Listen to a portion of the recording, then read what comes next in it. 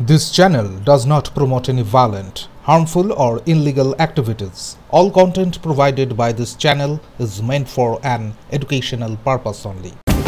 Kolkata police commissioner Manas Barma জানিয়েছেন নির্যাতিতার মায়ের ওপর হামলার ঘটনায় পুলিশ স্বতঃপ্রণোদিতভাবে পদক্ষেপ নেবে, অভিযোগ আসার অপেক্ষা না করেই। অন্যদিকে ঘটনার পর বেসরকারি হাসপাতালে চিকিৎসাধীন তিলোত্তমার মায়ের চিকিৎসা সংক্রান্ত রিপোর্ট নিয়ে ক্ষুব্ধ তিলোত্তমার বাবা। তিনি জানান, হাসপাতালে গতকালের ও আজকের রিপোর্ট স্পষ্ট ফারাক রয়েছে এবং পুলিশের লাঠিচার্জের উল্লেখ নেই। রিপোর্ট ফিরিয়ে দিয়ে তিনি পুলিশের বিরুদ্ধে ও হাসপাতালের ভূমিকা নিয়ে অভিযোগ জানিয়ে মেলে এফআইআর দায়ের করবেন বলে সাংবাদিকদের জানান। যে রিপোর্টটা মেইন রিপোর্টটা, সেই রিপোর্টটা গতকাল আমাকে দিয়ে সই করিয়েছিল। সেই রিপোর্টে যা লেখা ছিল, আজকে যে রিপোর্টটা আমাদের হাতে তুলে দিচ্ছে সেই রিপোর্টটা অন্যরকম, যেমন অন্য কিছু লেখা আছে সেটার মধ্যে। যেমন বলছে যে একটা র্যালি থেকেই দুর্ঘটনা ঘটেছে, কিন্তু পুলিশ যে মেরে এটা ঘটনাটা ঘটিয়েছে সেটা সেখানে উল্লেখ নেই।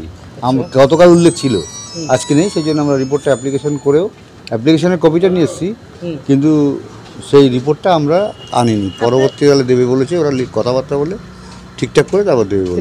পুলিশ তো স্বতঃস্ফূর্ত বলেছে যে তদন্ত করবে, কিন্তু কোনো ধরনের এফআইআর এখনো পর্যন্ত হয়নি। সুতরাং আমাদেরই সেই কাজটা করতে হবে। কবে করবেন এফআইআর ভাবছেন? আমরা মেলে করে দেবো, মেল করে দেবো।